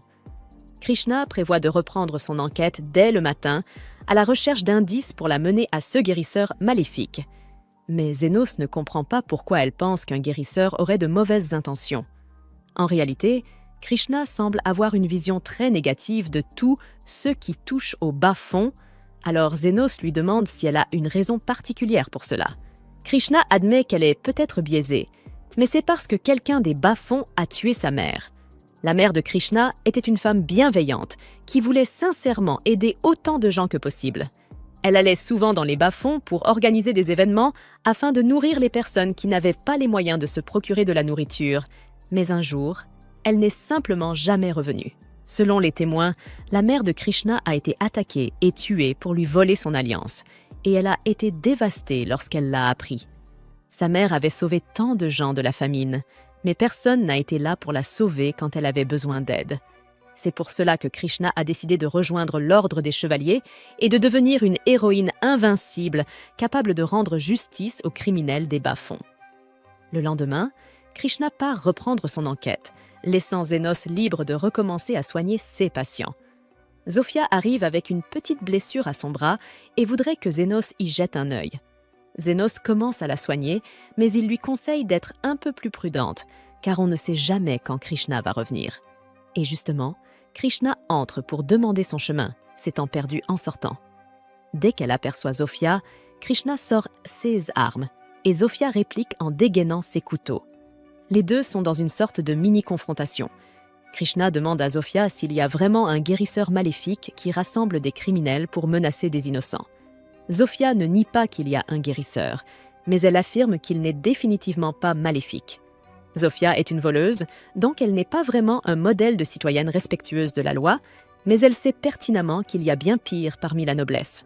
Par exemple, Zofia a entendu dire que Krishna enquêtait sur un réseau de trafic et, après quelques recherches, elle a découvert que la personne derrière tout cela est un aristocrate. Krishna ne la croit pas au début, car le réseau de trafic semble être centré dans les bas-fonds, mais c'est juste un subterfuge habilement utilisé pour détourner l'ordre des chevaliers de la véritable cause. Krishna reste sceptique, mais elle demande à Zofia de lui dire qui se cache derrière les enlèvements. Zofia lui répond qu'il s'agit d'un homme nommé Kalandor. Krishna a du mal à y croire, car Kalandor est un philanthrope qui prend un grand plaisir à éduquer les orphelins, et il ne pourrait jamais vendre des enfants comme esclaves. Zofia ne s'attendait pas à ce que Krishna la croie, puisque, dans ses yeux, toutes les personnes des bas-fonds ne sont rien d'autre que des criminels. Mais le médiateur ne les a jamais traités ainsi. Il traite tout le monde sur un pied d'égalité et est toujours prêt à offrir une seconde chance. C'est quelque chose que Krishna, avec son sens de la justice un peu naïf, ne comprend pas. Krishna est enragé que Zofia insulte son sens de la justice, alors elle est sur le point de tirer, mais Ina s'interpose devant elle et lui dit de baisser son arme. Krishna tente de faire bouger Zénos, mais il lui dit qu'il ne peut pas faire ça car Zofia est sa patiente et il ne peut pas la laisser se faire blesser. Il s'excuse de ne pas l'avoir mentionné plus tôt, mais il avoue être le médiateur que Krishna recherche depuis le début. Krishna pense que Zénos ment pour couvrir Zofia, car il n'y a aucun moyen qu'il soit ce guérisseur médiateur. Après tout, il est déjà un maître de la magie défensive, il ne peut pas être aussi un expert en guérison. Zénos ne se qualifierait pas vraiment de maître, mais il est sûr d'avoir de solides compétences en magie de guérison et en défense, car les deux consistent simplement à amplifier les fonctions naturelles du corps. Tout cela ne fait aucun sens pour Krishna, mais elle refuse toujours de croire que Zénos soit le guérisseur. Il est clair qu'il prend le parti de Zofia, mais par respect pour l'hospitalité qu'il lui a montrée la veille, Krishna décide de partir sans se battre. Alors qu'elle s'éloigne, les loups remarquent que Krishna se dirige vers le quartier où vivent les aristocrates, et Zénos comprend soudainement où elle va. Krishna a pris au sérieux ce que Zofia a dit au sujet de Kalandor, alors elle se rend à son manoir pour avoir une petite discussion avec lui. Évidemment, elle ne peut pas lui dire qu'elle pense qu'il est responsable du réseau de trafic d'enfants, alors elle invente un prétexte pour sa visite. Elle lui dit avoir entendu parler d'une recrudescence de vols dans le secteur et Kalandor admet qu'il a eu quelques soucis récemment avec le gang des hommes lézards. Krishna explique alors qu'elle envisage d'augmenter les patrouilles de sécurité dans le coin. Mais avant cela, elle aimerait inspecter le manoir de Kalandor pour avoir une idée de la sécurité en place. Kalandor comprend pourquoi elle souhaite inspecter les lieux, alors il lui propose de lui faire visiter son manoir. Krishna est ainsi guidée à travers tout le bâtiment, et à la fin de la visite, Kalandor lui demande ce qu'elle pense de ses mesures de sécurité. Krishna le félicite pour son souci du détail en matière de protection de son domaine, mais elle minimise le fait qu'elle a remarqué quelque chose d'étrange pendant la visite. Elle demande à Callandor si elle peut utiliser les toilettes avant de partir, ce à quoi il n'oppose aucune objection, et Krishna quitte son bureau. Il n'est pas inhabituel pour un aristocrate de haut rang d'avoir une sécurité renforcée, mais Krishna trouve étrange qu'il ait mis autant d'efforts pour sécuriser une arrière-cour. Elle réalise qu'il pourrait y avoir quelque chose là-bas, alors elle jette un œil par-dessus le mur et repère une entrée secrète. Elle descend dans le tunnel et, à son grand effroi, découvre que Zofia avait raison. Callandor est bel et bien le responsable de tous les enlèvements. Mais avant que Krishna ne puisse faire quoi que ce soit pour aider les enfants, Callandor surgit derrière elle et utilise les pistolets qu'elle avait laissés à l'étage pour lui exploser le bras. Il trouve ça hilarant d'avoir pu se débarrasser d'une chevalière aussi facilement et lui dit qu'elle n'aurait jamais dû venir fouiner ici. Il ne lui reste plus qu'à l'achever pour pouvoir poursuivre tranquillement son opération de trafic, mais avant qu'il n'ait le temps de faire quoi que ce soit, Zofia et Zenos débarquent. Zenos s'était inquiété que Krishna se mette en danger après avoir deviné où elle se rendait. Alors il avait demandé à Zofia de le guider jusqu'ici. Callandor refuse de laisser des témoins en vie. Alors il règle l'arme de Krishna sur le mode létal et tire en pleine tête sur Zenos. Mais, à sa grande stupéfaction, Zenos est toujours en un seul morceau après avoir été touché, même si les rafales létales l'ont bien fait souffrir. Pris de panique, Callandor tente de s'enfuir, mais il laisse tomber le pistolet par accident, et Zenos s'en empare. Callandor commence à supplier pour sa vie. Et heureusement pour lui, Zenos a une règle de ne jamais tuer. En revanche, il n'a aucune règle contre infliger de la douleur. Alors il règle l'arme sur le mode non létal et tire une rafale en pleine tête de Callandor. Ensuite, il se précipite vers Krishna pour la soigner, mais elle lui dit qu'il est trop tard pour elle. Son bras est arraché, une bonne partie de son ventre est détruite et elle a déjà accepté son sort. Mais Zenos lui assure qu'elle va s'en sortir. Même si, précise-t-il, il va lui facturer ça très cher, alors elle ferait bien de s'attendre à une note salée. Quelques minutes plus tard, Krishna est complètement remise sur pied, stupéfaite que Zenos ait pu guérir des blessures aussi graves en un instant. Elle comprend alors qu'il disait vrai, il est bel et bien le médiateur. Mais désormais, elle n'a plus du tout envie de l'arrêter.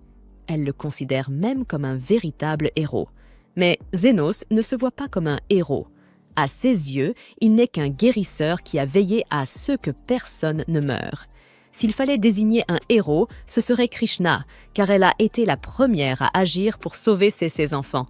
Elle peut parfois se laisser guider par de mauvaises conclusions, mais au fond, elle est une personne sincère qui veut véritablement améliorer le monde. Zofia et les hommes lézards les aident à sortir les enfants de la cave, mais les chevaliers royaux vont bientôt arriver, et Zenos n'a aucune envie de devoir leur rendre des comptes. Il commence donc à partir avec les autres. Cependant, avant qu'il ne parte, Krishna le rattrape et lui demande pourquoi il a choisi de la sauver, alors qu'elle était techniquement son ennemie à ce moment-là. Zenos se retourne et lui répond simplement qu'il voulait s'assurer qu'elle paie sa facture. Elle lui doit encore de l'argent pour la nuit qu'elle a passée dans sa clinique et il attend un règlement complet, y compris les frais de guérison, d'ici la fin de la semaine. Puisque Zenos n'a plus à se soucier de Krishna, les choses redeviennent normales pour lui et l'est. Pourtant, la vie de Zenos n'a pas toujours été aussi paisible. Lorsqu'il était enfant, il était un orphelin sans le sou, vivant dans les bas-fonds, sans aucun espoir pour l'avenir. Il passait ses journées assis dans une ruelle, sans but. Un jour, Aston se promenait dans les quartiers pauvres, cherchant quel enfant il allait kidnapper. Jusqu'à présent, aucun ne l'avait convaincu. Il ne semblait pas assez robuste pour servir de boucliers humains. C'est alors qu'il aperçut Zenos. Intrigué, il s'approcha de lui et entama la conversation. En gros, il lui dit « Tu es pauvre, sans emploi et affamé, alors viens avec moi pour vivre une aventure. » Il prononça ces mots d'un ton poli, empreint d'une fausse gentillesse. Zenos crut donc à tort qu'il avait affaire à une bonne personne. Cependant, il hésitait à accepter l'offre, car les gens issus des bas-fonds n'étaient généralement pas autorisés à devenir aventuriers. Mais Aston le rassura. Tant qu'il avait les compétences nécessaires, tout était possible. Il lui demanda alors s'il savait faire quelque chose. Zenos répondit qu'il connaissait un peu de magie de soin. Aston ne le crut pas un instant, car cette magie nécessite des années d'études à l'Académie royale. Impossible pour un orphelin d'y parvenir seul. Mais qu'importe que Zénos sache ou non utiliser la magie, Aston voulait juste s'en servir comme diversion en séance de problèmes. Lorsque Zénos accepta de le suivre, ils partirent ensemble dans la forêt. Là, ils affrontèrent un monstre loup. Aston se battit contre la créature, mais fut légèrement blessé. Zénos en profita pour utiliser sa magie et le soigner. Alors qu'Aston chargeait de nouveau le loup, Zénos lui envoya un autre sort de soin pour renforcer ses capacités. Grâce à ce renforcement, Aston parvint à trancher la tête du monstre d'un seul coup. Cependant, il ne se rendit pas compte que ses blessures avaient été soignées au cours du combat, ni qu'il était soudain devenu plus rapide. Il conclut donc que Zénos était totalement inutile. Après quelques années de ce traitement, Aston finit par expulser Zénos de son groupe. Nous savons ce qu'il est devenu depuis, mais le groupe d'Aston, lui, ne s'en sort pas aussi bien. Après le départ de Zénos, Aston et les autres membres du groupe partirent en mission dans une grotte. Celle-ci était cruciale. Ils espéraient qu'elle leur permettrait de gagner la faveur des nobles influents du royaume. Mais tous détestaient la difficulté de la tâche. Yuma leur dit que plus vite ils finiraient, plus vite ils pourraient retourner à l'auberge et continuer à boire. Andrés, lui, était tout excité. Les femmes se pâmaient toujours quand il mentionnait qu'ils faisaient partie de la fameuse guilde du Phénix doré. Après tout, leur groupe est célèbre pour accomplir des missions et vaincre des bêtes magiques sans subir la moindre blessure. C'est alors qu'ils tombent sur les monstres qu'ils étaient venus éliminer. Aston dégaine son épée et se prépare à attaquer. Il demande à Gil de lancer un sort défensif sur lui pendant qu'il charge, ce que Gil fait aussitôt. Pourtant, malgré la protection, Aston se brûle le bras en affrontant les loups. Pendant ce temps, Yuma se fait violemment attaquer à l'arrière par un des loups, ce qui le rend pratiquement inutile au combat. Aston crie à Andras de se dépêcher et de lancer un sort offensif, mais ce dernier met littéralement une éternité à incanter son sort, 4 à 5 jours ouvrables, pour ainsi dire, et se fait frapper par une boule de feu en pleine incantation. Aston est stupéfait. Il se demande si son équipe a toujours été aussi incompétente. Mais une chose est sûre, ils ne gagneront pas ce combat. Il ordonne donc immédiatement la retraite. Une fois dehors, Aston demande à ses coéquipiers pourquoi ils peinent autant contre des monstres qui, au mieux, sont de rang B. Mais Andras lui rétorque que lui non plus n'a pas vraiment brillé contre les loups. Gil demande à Aston s'il est possible que Zénos ait dit la vérité en affirmant qu'il les soignait. Aston refuse d'y croire. Il est convaincu qu'un vaurien des bas-fonds comme Zénos ne pourrait jamais utiliser la magie de soin. Mais, par précaution, Aston pense qu'il serait peut-être judicieux d'engager un soigneur pour leur groupe. Quelques jours plus tard, il retourne dans la grotte, cette fois accompagné d'une soigneuse. Elle s'appelle Ulma, mais elle prévient Aston qu'elle n'est pas habituée à soigner sur le champ de bataille. Elle soigne généralement les blessés dans la capitale, mais comme elle possède une licence d'aventurière, elle a accepté de les accompagner. Elle s'étonne cependant, pourquoi une guilde aussi renommée que le Phénix doré aurait-elle besoin d'une soigneuse, alors qu'elle est connue pour terminer ses missions sans aucune blessure? Aston, ne voulant pas entrer dans les détails, lui dit simplement de s'occuper de ses affaires. Gil demande à Ulma si Yuma va s'en sortir, étant donné qu'il avait été gravement blessé par les loups la dernière fois. C'est Ulma qui l'a soigné, donc elle est certaine qu'il survivra. Toutefois, vu la gravité de ses blessures, il ne pourra jamais reprendre sa vie d'aventurier. On pourrait s'attendre à ce qu'Aston éprouve un peu de compassion pour un coéquipier devenu invalide à vie, mais il passe à autre chose sans la moindre émotion, disant que Yuma ne valait pas la peine d'être gardé dans l'équipe. Et si vous vous demandez pourquoi cette mission est si importante, un seigneur veut confectionner une écharpe avec la fourrure d'un des renards de feu comme cadeau pour sa fille. Et si cela peut permettre à Aston de se faire bien voir de Lord Fennel, alors il est prêt à risquer sa vie pour cette écharpe. Cependant, à peine a-t-il le temps de réfléchir à son plan qu'il s'effondre déjà. Les loups les prennent par surprise avec une attaque éclair. Aston se remet immédiatement au combat et demande à Gil de lancer un sort de défense sur tout le monde. Mais lorsqu'il fonce de nouveau sur les loups, il échoue lamentablement à en toucher, ne serait-ce qu'un seul. Les loups ripostent en lançant 4 boules de feu. Aston parvient à en bloquer 3, mais la dernière frappe Andras en plein ventre, et il s'effondre, hors de combat. Aston continue d'essayer de frapper les loups sans succès, mais Ulma crie qu'ils doivent battre en retraite immédiatement, car l'état d'Andras est critique. Aston n'en revient pas. Tout s'effondre encore une fois.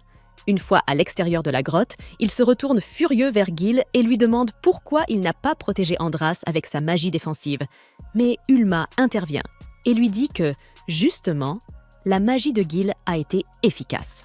Sans elle, Andras serait déjà mort sur le coup après une telle explosion.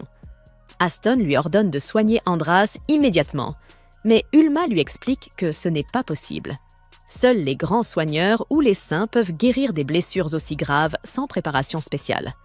À moins d'amener Andras à un hôpital rapidement, il va mourir. Un peu plus tard, Aston rencontre le serviteur de Lord Fennel, qui lui annonce que son maître est extrêmement déçu. Aston le supplie de lui accorder une seconde chance, affirmant qu'il peut encore récupérer la fourrure pour l'écharpe s'il retente la mission. Mais l'anniversaire de la fille de Lord Fennel est déjà passé, donc cela n'a plus aucun intérêt. Et si Lord Fennel est si déçu, ce n'est pas parce que le groupe du Phénix doré a échoué dans sa mission, mais parce qu'Aston n'a cessé de lui assurer que tout se passerait bien. S'il avait simplement dit à Lord Fennel que la mission était irréalisable, pour une raison ou une autre, le Seigneur l'aurait compris et aurait trouvé un autre cadeau pour sa fille. Mais ce n'est pas ce qu'il a fait, n'est-ce pas? Un instant, Aston tente de rejeter toute la faute sur Zenos. Mais il se souvient qu'il n'a jamais enregistré Zenos comme membre officiel du groupe. Aux yeux de tous, Zenos n'a jamais fait partie du Phénix doré, donc il ne peut être tenu responsable de quoi que ce soit. À la place, Aston est contraint de baisser la tête et de s'excuser pour tout le désordre qu'il a causé. Une humiliation qu'il déteste, surtout face à un simple serviteur. Il promet qu'il se rattrapera, mais le serviteur de Lord Fennel lui demande comment il compte s'y prendre, étant donné que la moitié de son équipe est pratiquement morte. Aston affirme qu'il compte recruter de nouveaux membres pour compenser les pertes et que la prochaine fois que Lord Fennel lui confiera une mission, il s'assurera qu'elle sera menée à bien. Sur ces paroles, le serviteur s'en va. Gil, quant à lui, se tourne vers Aston et lui demande s'il est vraiment raisonnable de faire ce genre de promesse. Après tout, il n'avait aucune piste pour recruter de nouveaux membres compétents et il était impensable de continuer à accepter des missions avec seulement 2 personnes. Aston dit à Gil de ne pas s'inquiéter, car il a déjà un plan. Il ne pense toujours pas que Zenos vaille grand-chose, mais il ne peut nier que l'équipe fonctionnait bien mieux lorsqu'il était là. Il compte donc simplement le faire revenir, convaincu que Zenos sera désespéré de réintégrer le Phénix doré malgré tout le mauvais traitement qu'il a subi. Le lendemain, Aston et Gil se rendent dans les bas quartiers pour chercher Zenos, mais ils n'ont aucune idée d'où commencer. C'est alors qu'Aston pense avoir une idée de génie. Il va engager les 3 chefs de faction locales pour l'aider à retrouver Zenos, persuadé que des vauriens comme eux feront n'importe quoi contre de l'argent. Un peu plus tard, un homme lézard le guide jusqu'à Zofia, et Aston lui dit qu'il veut lui proposer un travail. Zofia n'est pas vraiment intéressée. Cela empiète sur le temps qu'elle consacre habituellement à sa visite quotidienne à la clinique. Mais elle accepte d'écouter un client qui paie. Aston se présente comme le chef du Phénix doré et explique qu'il cherche un homme nommé Zenos, arrivé dans les bas quartiers il y a environ 2 mois. Zofia n'en revient pas. Zenos lui a raconté comment Aston l'avait jeté hors de l'équipe, ce qui était déjà une décision stupide, mais elle n'aurait jamais imaginé qu'il serait assez idiot pour venir le chercher ensuite. Elle lui dit de dégager de sa vue, affirmant que Zenos a bien mieux à faire que de perdre son temps avec lui. D'ailleurs, rien que le regarder la dégoûte. Aston, offensé, envisage un instant de l'attaquer. Mais il se ravise rapidement en réalisant qu'elle le mettrait au tapis sans effort. Zofia refusant de l'aider, Aston se tourne alors vers la faction de Linga. Mais dès que Linga comprend qui il est, elle lui ordonne de disparaître. Aston est choqué d'apprendre que Linga aussi est amie avec Zenos. Et si jamais il pense à faire une scène, elle lui rappelle qu'elle pourrait le tuer 3 fois avant même qu'il ait le temps de cligner des yeux. Aston tente alors sa chance avec Lou, mais elle aussi le renvoie paître, lui disant d'aller en enfer. Et si jamais elle apprend qu'il importune Zenos, elle promet de lui écraser la tête entre ses cuisses. Aston et Gil quittent aussitôt la grotte de Lou. Aston n'en revient pas que tous les chefs de faction tiennent autant à Zenos. Il essaie de se convaincre qu'ils doivent sûrement parler d'un autre type qui s'appelle Zenos, parce qu'il est persuadé que celui qu'il connaît ne pourrait jamais avoir une telle influence ici. Mais justement, en parlant de Zenos, Gil l'aperçoit soudain au loin, marchant dans la rue aux côtés de Lily. Lily et Zénos venaient tout juste de terminer leur course pour la journée et s'apprêtaient à rentrer chez eux lorsque la voix d'Aston retentit derrière eux, appelant Zénos. Zénos, surpris de revoir Aston et Gil, détourne immédiatement les yeux. Il n'a aucune envie de les regarder, encore moins de leur parler. Et il recommence à marcher, les ignorant. Aston l'interpelle avec insistance, criant qu'il est venu exprès pour l'accueillir à nouveau dans le Phénix doré. Mais avant même qu'il ne finisse sa phrase, Zénos le coupe net et refuse. Aston est abasourdi. Il était persuadé que Zénos sauterait sur l'occasion, reconnaissant d'avoir une seconde chance. Mais Zénos commence à lui rappeler, un à un, tous les mauvais traitements qu'il a subis. Les humiliations constantes, le mépris, les paiements misérables. Il n'a absolument aucune raison de retourner dans le Phénix doré. Cependant, voyant qu'Aston est vraiment désespéré, Zénos lui propose un compromis. Il accepte de l'accompagner sur quelques missions, si son emploi du temps le permet. Mais il précise qu'il ne travaillera plus pour la gloire. Cette fois, Aston devra le payer à sa juste valeur. Zénos exige 50 000 pièces pour les soins mineurs et 1 million pour les blessures critiques. En plus de cela, toute utilisation de sa magie défensive ou de SCS sort de renforcement devra être payée séparément. S'il refuse ces conditions, alors il n'y a rien d'autre à dire. Et Zénos reprend son chemin. Aston, fou de rage que Zénos ose le rejeter ainsi, dégaine son épée et tente de l'attaquer. Mais avant même qu'il ne puisse faire un geste, il se fait projeter en arrière par une attaque magique. Krishna vient de le foudroyer. Elle lui dit que c'était particulièrement stupide d'attaquer quelqu'un en présence d'une chevalière royale. Elle était justement venue voir Zénos. Mais puisque Aston vient de commettre une tentative d'agression, elle va devoir l'arrêter. Pris de panique, Aston se met à fuir. Il n'a aucune envie de finir en prison. Une fois ce chaos derrière eux, Zénos et Lily rentrent enfin chez eux pour se reposer. Un peu plus tard, Zofia, Linga et Lou arrivent chez eux. Zofia, Linga et Lou informent Zénos qu'Aston avait tenté de les engager pour l'aider à le retrouver. Bien sûr, elles l'ont toutes envoyé balader, mais Zofia reste inquiète. Elle craint qu'Aston n'abandonne pas si facilement. Elle explique que s'il décide de se tourner vers la guilde clandestine, celle qui opère dans l'ombre, il pourrait peut-être réussir à engager un assassin pour éliminer Zénos par vengeance. Cela dit, engager un tueur coûte extrêmement cher, et si Aston était assez désespéré pour venir chercher Zénos en personne au lieu de recruter de nouveaux membres, c'est probablement qu'il est à sec. Malgré tout, Zofia reste préoccupée, car des rumeurs circulent à propos d'un certain homme surnommé le Guide, un individu affilié à la guilde clandestine qui accepterait de réaliser des contrats gratuitement, à certaines conditions. Si Aston parvient à le convaincre, cela pourrait mettre Zénos en grand danger. Un peu plus tard, Zénos n'arrive pas à trouver le sommeil. La tension provoquée par sa rencontre avec Aston le ronge. Étonnamment, Carmilla descend le rejoindre, visiblement préoccupée par son état. Profitant de ce moment calme, elle lui demande si c'est vrai qu'il a appris la magie de soin dans les bas-fonds. Zénos lui répond qu'à l'origine, il essayait en fait de ramener un cadavre à la vie, et que la magie de soin lui est venue naturellement à partir de là. Carmilla lui rappelle que la magie de résurrection est formellement interdite. Mais Zénos précise qu'il ignorait totalement cela à l'époque. Il ne faisait que suivre son instinct. En entendant cela, Carmilla se remémore une époque ancienne, du temps où elle était encore en vie. Elle se souvient d'un type de magie interdite proche de la création de vie artificielle. À cette époque, le roi démon était encore en guerre, et il affrontait souvent des armées de golems animés grâce à cette magie proscrite. C'est à cet instant qu'un vacarme attire l'attention de Zénos. Quelque chose se passe dehors. Carmilla propose d'aller voir par elle-même. Mais en sortant, l'horreur s'offre à elle. Une grande partie des bas-fonds est en feu, et un golem gigantesque est en train de tout ravager. Elle dit qu'il est vraiment louche qu'une arme ancienne comme celle-ci se retrouve dans les rues d'un bidonville, et il se demande comment elle a pu arriver là. À ce moment-là, les 3 chefs de gang arrivent, et Zénos est soulagé de voir qu'elles vont bien.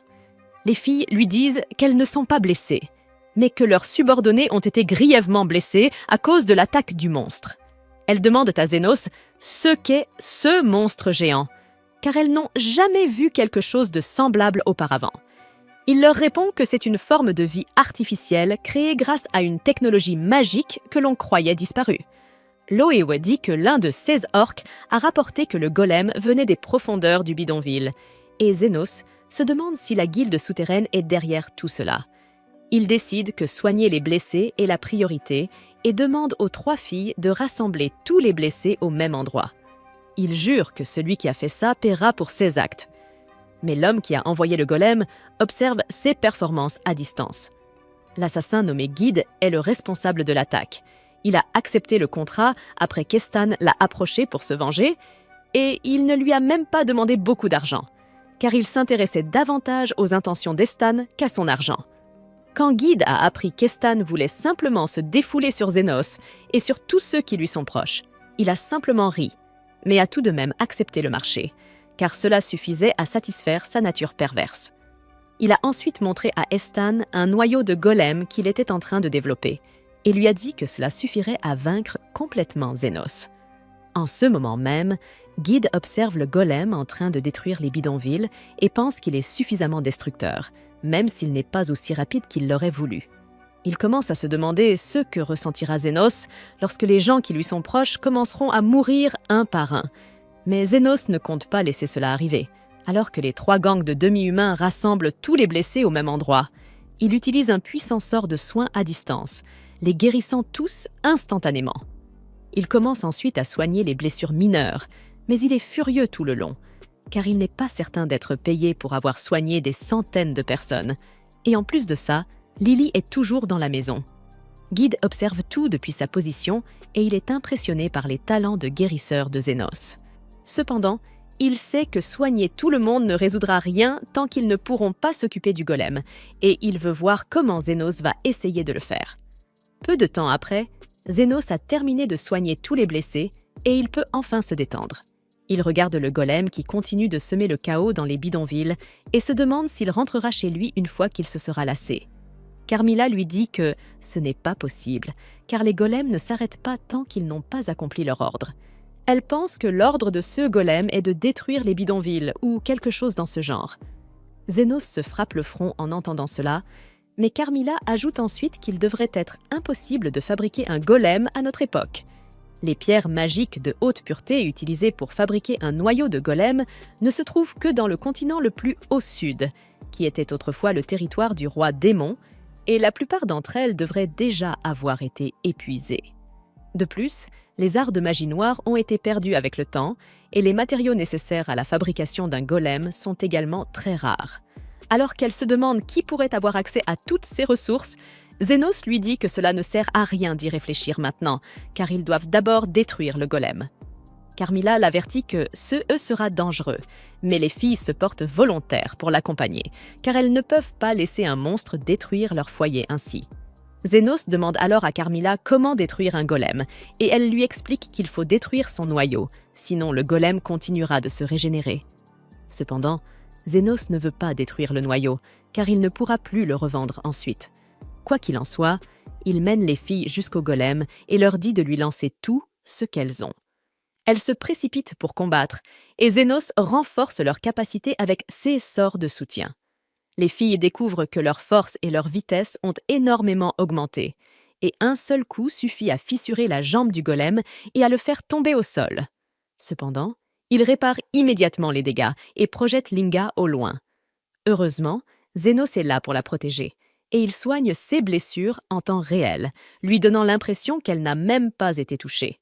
Ce n'est pas si simple pour Zenos, car il n'a pas combattu réellement depuis des mois, mais il commence à retrouver ses réflexes au fur et à mesure que le combat avance. Il essaie de rester à une distance minimale des filles, sinon sa magie ne sera pas efficace sur elles, et il alterne ensuite entre les sorts défensifs et de soins, selon les besoins du moment. Pendant ce temps, les filles continuent d'endommager le golem, et Zenos remarque qu'il met un certain temps à se régénérer. Il ordonne aux filles de lui briser les 2 jambes, ce qu'elles font, faisant basculer le golem au sol. Cependant, il remarque trop tard qu'une fille dans la région n'a pas été évacuée à temps et le golem est sur le point de lui tomber dessus. Zenos panique parce qu'il ne voit pas clairement la fille pour pouvoir lancer un sort défensif sur elle. Alors il se précipite, espérant la protéger à temps. Il n'arrive pas à l'atteindre avant que le golem ne tombe, mais contre toute attente, le golem fait un effort pour protéger la fille. Zénos est déconcerté par cela, mais commence à analyser le golem pendant que la fille s'enfuit. Il termine rapidement l'analyse et à ce moment-là, Carmela arrive. Elle dit que le golem agit de manière étrange et Zénos lui explique que le golem n'est pas entièrement artificiel. Il dit que le noyau du golem se trouve dans la moitié gauche de sa poitrine et que ce n'est pas seulement une pierre magique, mais un humain lui-même. Guide voit tout cela à distance et esquisse un sourire en voyant Zénos découvrir son stratagème. Il ne disposait que de pierres magiques imparfaites, et le meilleur moyen de fabriquer des noyaux de golem à partir de celles-ci était de les combiner avec un humain. Cependant, les golems créés de cette manière sont assez difficiles à contrôler, mais Guide pensait que, puisqu'Estan était un idiot débordant d'émotions négatives, il ne serait pas trop difficile de le manipuler. Il a fait croire au rouquin que la pierre magique était indispensable à sa vengeance et l'a fusionné avec elle pour créer le noyau du golem. Et maintenant, il veut voir si Zénos sera capable de tuer un vieil ami pour sauver les bidonvilles. Cependant, Zénos a l'intention de régler ce combat avec Estan en personne. Il dit aux filles de se replier, car il est le seul à pouvoir gérer la situation désormais, et elles obéissent. Carmela s'en va aussi, car le soleil est sur le point de se lever, et Zénos reste seul face au golem, certain qu'Estan est quelque part à l'intérieur. Il dit que c'est difficile à croire qu'un égoïste comme lui ait sauvé une enfant. Mais il se souvient alors que si Aston était obsédé par l'argent, c'était parce que sa sœur était morte d'une maladie et qu'il n'avait pas eu l'argent pour la sauver. Zénos lui demande si la fillette lui a rappelé sa sœur et il pense qu'Aston a encore un peu d'humanité en lui, mais qu'il est déjà trop tard. Il crée une lame en utilisant du mana, puis se rue sur le golem, lui tranchant proprement les 2 bras. Alors que le golem pousse un rugissement, Zénos se jette à nouveau sur lui et lui tranche la poitrine de toutes ses forces, exposant Aston, coincé à l'intérieur. Zénos dit à Aston que c'est la fin, puis l'abat sans la moindre hésitation. Guide est très surpris de voir cela, car il ne s'attendait pas à ce que Zénos soit aussi impitoyable. Mais il comprend aussi qu'il cherche peut-être à se venger de tout le mal qu'on lui a fait subir. Il décide de partir, déçu. Mais il remarque alors quelque chose d'étrange. Zénos ne fait pas que trancher Aston, il est aussi en train de le soigner en même temps. Il détruit les parties du corps d'Aston fusionnées avec la pierre magique, puis les régénère instantanément, les transformant en un corps humain normal. C'est extrêmement épuisant, mais Zénos continue sans relâche, et Guide en reste stupéfait. Il n'arrive pas à croire que Zénos ait encore autant d'énergie et de précision après avoir soigné des centaines de personnes. Il n'arrive toujours pas à comprendre qu'un individu aussi compétent puisse exister et commence à reconsidérer toute sa stratégie. Pendant ce temps, Zénos dit à Aston qu'il vaudrait mieux pour le monde qu'il meure ici, mais qu'il ne peut pas le laisser mourir, car quelqu'un doit bien payer pour les dégâts causés au bidonville et pour ses honoraires après avoir soigné des gens toute la nuit. Il gardera donc Aston en vie pour lui soutirer de l'argent, ainsi qu'à son complice.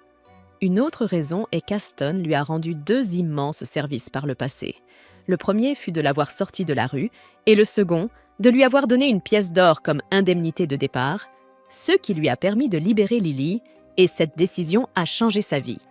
Zénos ajoute que la raison finale, et la plus importante, est qu'il est un guérisseur, et qu'il ne peut laisser personne mourir sous sa surveillance. Sur ce, il frappe la pierre magique logée dans le cœur d'Aston de toutes ses forces, la brisant. Bientôt, Aston est complètement libéré de la pierre magique et, alors qu'il est à genoux, il admet que Zénos est tellement exceptionnel que ça lui donne envie de vomir. Il se souvient avoir vu Zénos soutenir les filles demi-humaines plus tôt, et maintenant, il réalise qu'il faisait la même chose pour leur groupe également. Il tombe au sol, suppliant Zénos de lui pardonner, même s'il sait qu'il ne le mérite pas. Zénos lui dit de se relever, mais Aston répond qu'il ne se lèvera pas tant qu'il ne sera pas pardonné. Zénos lui dit alors de se dépêcher, car il doit lui donner un coup de poing en pleine figure. Aston est abasourdi, mais Zénos utilise le peu de mana qui lui reste pour multiplier par 10 la puissance de son coup de poing. Aston commence à reculer, mais Zénos affiche un sourire inquiétant et lui dit qu'une autre raison pour laquelle il ne l'a pas laissé mourir, c'est parce qu'il n'avait pas encore eu l'occasion de lui frapper le visage. Sur ce, il lui assène son coup de poing le plus fort possible et l'envoie valser au loin. Aston reprend ses esprits quelques minutes plus tard et découvre Krishna debout à côté de lui. Il lui demande où est Zénos et elle répond qu'elle l'a croisé en chemin et qu'il lui a tout raconté. Elle dit que c'est un miracle que personne n'ait été blessé durant cet incident, et qu'Aston est redevable envers Zénos pour le reste de sa vie. Elle procède ensuite à son arrestation pour une longue liste de crimes, à laquelle elle ajoute l'outrage public à la pudeur. C'est alors seulement qu'Aston réalise qu'il est entièrement nu. Krishna lui remet un message de la part de Zénos, qui a pris son épée pour la vendre et couvrir les pertes. Aston comprend alors qu'il ne lui reste vraiment plus rien, même pas ses vêtements. Cependant, Zénos lui a laissé un cadeau d'adieu, une seule pièce d'or, exactement comme son indemnité de départ. Krishna lui dit que Zénos ne veut plus jamais le revoir, et Aston se met à pleurer comme un enfant en entendant cela. Pendant ce temps, Zénos marche lentement sur le chemin du retour, traînant les pieds, mais il croise les filles demi-humaines qui l'aident à marcher, même s'il leur dit qu'il va bien. Peu après, ils arrivent chez lui et Lily lui sert immédiatement une tasse de thé pour l'accueillir, car elle était certaine qu'il rentrerait sain et sauf. Quelques jours plus tard, Krishna rend visite à Zénos pour lui parler de l'enquête concernant l'incident du golem. Elle explique qu'aucune preuve concrète n'a encore été trouvée, mais qu'il pense que la personne derrière l'attaque est celle que l'on appelle Guide. Zénos jure qu'un jour, il retrouvera Guide et lui fera payer toutes ses dettes, avec les intérêts. Mais Krishna tempère ses espoirs. Cela risque d'être difficile. Guide n'a laissé aucune trace, et le bâtiment où il avait rencontré Aston avait été nettoyé de fond en comble et abandonné avant que les chevaliers n'y arrivent. Zofia, de son côté, dit qu'elle a également mené sa propre enquête et découvert que Guide avait rejoint la guilde souterraine récemment et qu'il avait pour habitude d'opérer seul. Linga confirme avoir entendu des histoires similaires, et Loev ajoute que c'est tout à fait normal dans la guilde souterraine. Chacun reste dans ses affaires, sans se mêler de celles des autres. Elle pense qu'ils n'obtiendront rien, même en interrogeant les membres de la guilde. Krishna ajoute que Guide est désormais sur la liste des personnes recherchées et que les chevaliers sont à ses trousses. Mais étant donné à quel point il a su effacer toute trace de son existence, il est peu probable qu'il le retrouve facilement. Cependant, les 3 chefs de clan pensent que Asterisk Guide Asterisk ne restera pas caché éternellement et qu'il sera bien plus difficile à gérer quand il réapparaîtra. Krishna leur dit d'arrêter de faire des suppositions au hasard. Ce n'est pas comme cela que les choses fonctionnent. Les autres la traitent alors d'hypocrite, car elle fait aussi des suppositions. Krishna réplique qu'elle a l'expérience et les informations nécessaires pour élaborer une théorie, ce qui est différent de simples conjectures. Zénos intervient alors, notant que c'est bien qu'elle débatte calmement, mais qu'elle pourrait au moins se regarder en face pendant qu'elle parle, car cela devient gênant. Krishna rappelle qu'elle est une chevalière royale respectée et qu'elle ne peut pas s'asseoir à la même table que 3 chefs de gang. Ce à quoi les filles demi-humaines répondent qu'elles ne veulent pas d'elle non plus. Zénos, agacé par leur dispute, les pousse toutes hors de la clinique. Aujourd'hui, il veut juste se reposer. Il s'assoit pour lire tranquillement, mais Lily vient à lui, l'air inquiète.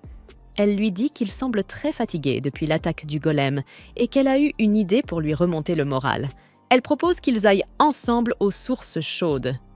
Mais au moment où elle s'apprête à formuler clairement l'invitation, Zofia surgit dans la pièce, surprenant Lily. Zofia, toute enthousiaste, dit qu'elle aussi a une idée pour Zénos. Puisque l'incident du golem le tourmente encore, il devrait aller se détendre, aux sources chaudes. Zénos semblait plutôt apprécier l'idée des sources chaudes, mais Lily se fâcha aussitôt. Après tout, elle n'allait même plus pouvoir réclamer le mérite de cette idée qu'elle avait eue en premier. Zofia, satisfaite, quitta les lieux sans plus de cérémonie. À peine partie, Linga arriva à son tour, cherchant quelque chose du regard. Elle commença elle aussi en évoquant combien l'attaque du golem avait été difficile pour tout le monde, puis, naturellement, suggéra qu'ils aillent se détendre aux sources chaudes. Zénos, déjà résigné, lui répondit que c'était une bonne idée, mais avant qu'il ne puisse lui dire qu'il avait déjà accepté l'invitation de Zofia, Linga l'attrapa et déclara qu'il lui avait promis, donc qu'il venait avec elle maintenant. Et elle repartit aussitôt. Lily, déjà contrariée, en fut encore plus dépitée. Mais ce n'était pas fini. Loev arriva juste après. Cette fois, Zénos, fatigué de tout ça, lui demanda directement, d'un ton légèrement agacé, si elle était venue, elle aussi, pour l'inviter aux sources chaudes. Loev rougit instantanément, surprise. « Comment as-tu deviné ? On doit être des âmes sœurs pour penser à la même chose. » Mais Zénos la corrigea sans détour. Tes véritables âmes sœurs sont Linga et Zofia. Vous avez eu exactement la même idée. » Et comme si cela ne suffisait pas, Krishna fit également son apparition. Zénos, déjà au bord de la crise de nerfs, savait exactement ce qu'elle allait dire. Et, exaspéré, il lui répondit d'avance que, oui, c'était une bonne idée. Lily, elle, n'en pouvait plus. Elle se renferma sur elle-même, blessée, tandis que Zénos se demandait intérieurement pourquoi toutes les filles autour de lui étaient soudainement obsédées par des bains chauds. Il se tourna finalement vers Lily, se souvenant qu'elle avait voulu lui dire quelque chose plus tôt. « Alors, qu'est-ce que tu voulais me dire tout à l'heure » Mais elle cria vexée. « Rien d'important !» À ce moment précis, Carmilla débarqua à son tour, moqueuse. « Oh, alors comme ça, Lily, tu t'es fait battre à ton propre jeu par toutes tes rivales ?» Elle se tourna ensuite vers Zénos, souriante. « Moi aussi, ça fait des années que je n'ai pas mis les pieds dans une source chaude. Je viens avec vous. » Et c'est ainsi que Zénos se retrouva finalement aux sources chaudes, espérant que ce bain chaud l'aiderait à évacuer un peu de fatigue et de stress. Il pensait à ses rêves initiaux, vivre discrètement en tant que guérisseur clandestin, mener une vie paisible. Mais vu comment les choses évoluaient, ce rêve lui paraissait bien lointain. Malgré tout, il aimait ces instants où il pouvait se détendre seul, en paix. Du moins, c'est ce qu'il croyait. Car soudain, la porte du bain s'ouvrit, et Zofia entra. Pris de panique, Zénos lui cria que c'étaient les bains pour hommes. Mais Zofia, imperturbable, répondit qu'elle avait mis un panneau disant que le bain était en cours de nettoyage. Ainsi, personne ne viendrait les déranger. Elle entra dans l'eau sans gêne, se rapprochant de lui avec un regard malicieux. « J'avais envie de te laver plus agressivement, » dit-elle, un sourire au coin des lèvres. « Mais je me suis dit que ce n'était peut-être pas une très bonne idée. » Elle commence à lui parler de la façon dont sa rencontre avec lui l'a changé, tout en s'approchant peu à peu, essayant de le distraire avec la conversation. Cependant, Zénos remarque son manège, et Zofia décide alors de passer à l'offensive. Tandis qu'elle lutte avec Zénos pour se rapprocher de lui, Linga arrive elle aussi, bondissant sur Zénos en disant qu'elle se sent vraiment étourdie. Mais c'est Zofia qui la rattrape, et les deux commencent à se battre. Soudain, l'eau surgit de l'eau, annonçant à Zénos qu'elle l'attendait ici depuis le début. Linga et Zofia se jettent sur elle, et tandis que les trois filles se battent, Zénos se détourne, en quête de tranquillité. C'est à ce moment-là que Krishna fait irruption dans la pièce, hurlant sur les demi-humaines qu'elles sont sans gêne, car elles se trouvent dans le bain des hommes. Les filles lui rétorquent qu'elle ferait mieux d'arrêter de faire semblant. Elle aussi est là pour Zénos, et les quatre commencent à se chamailler. Zénos finit par perdre patience et les chasse toutes. Elle se dirige donc vers le bain des femmes. Par coïncidence, la soigneuse nommée Oumine s'y trouvait aussi, car elle était en ville pour un travail. Elle est surprise de voir des filles de différentes espèces traîner ensemble et découvre ensuite que leur groupe comprend également une elfe et une revenante. Oumine tente aussitôt d'exorciser Carmilla dès qu'elle la voit, mais cette dernière traverse simplement le mur pour aller embêter Zénos dans le bain des hommes. Peu après, tout le monde se retrouve pour le dîner, mais malgré son envie de manger avec les autres, Krishna, trop fier, choisit de s'asseoir à une autre table. Plus tard, Zénos endort Lily, puis va boire un verre avec Carmilla. Il semble encore épuisé, alors elle lui demande si le dîner ne lui a pas plu. Il répond que c'était agréable au début, jusqu'au moment où les filles ont lancé un concours de boissons. La gagnante aurait le droit de s'asseoir sur ses genoux. Au final, elles se sont toutes évanouies, et c'est lui qui a dû les ramener dans leur chambre. Carmilla rit, lui disant de profiter de ces instants absurdes tant qu'il le peut, car bientôt, il sera entraîné dans des affaires bien plus complexes. Zénos lui demande alors d'arrêter de lui porter malchance, avant de lui poser une question. Comment est-elle arrivée ici, elle qui est pourtant allergique au soleil? Carmilla explique qu'elle peut posséder les objets auxquels elle est attachée, et que durant la journée, elle a pris possession d'un vieux bâton que Lily avait apporté ici. Zénos lui demande si ce bâton lui appartenait de son vivant. Il veut savoir ce qu'elle faisait exactement de son vivant, mais comme toujours, elle refuse d'évoquer son passé et préfère lui servir à boire. Le lendemain matin, tout le monde est réveillé par une explosion dans la cuisine et Oumine est la première à réagir. Elle se précipite dans la pièce et y trouve le propriétaire de l'auberge allongé au sol, grièvement brûlé. Les pierres de feu ont explosé. Elle commence aussitôt les premiers soins, tout en disant à l'épouse du blessé qu'il devra être transporté à l'hôpital pour recevoir un véritable traitement. Même avec cela, il est probable qu'il ne puisse plus jamais se servir de sa main. À ce moment-là, Zénos arrive et Oumine lui demande de l'aide pour porter l'homme jusqu'à l'hôpital le plus proche, là où se trouvent des cercles de guérison avancés. Zénos, intrigué, dit qu'il n'a jamais entendu parler de tels cercles, mais il affirme que cet homme n'a pas besoin d'aller à l'hôpital pour des blessures de ce genre. Il s'éloigne en disant que sa monture l'attend déjà, mais avant de partir, il guérit le blessé sans demander la moindre compensation, simplement parce qu'il avait apprécié le repas que ce dernier avait préparé. Oumine, déçu, pense d'abord que Zénos a abandonné le blessé, jusqu'à ce que le propriétaire se lève soudainement, totalement guéri, en se demandant ce qui lui est arrivé. Sous le choc, Oumine comprend que Zénos doit faire partie de l'élite absolue des guérisseurs, capable de soigner en un instant des blessures aussi graves. De retour à l'hôpital royal, Oumine raconte tout à son supérieur.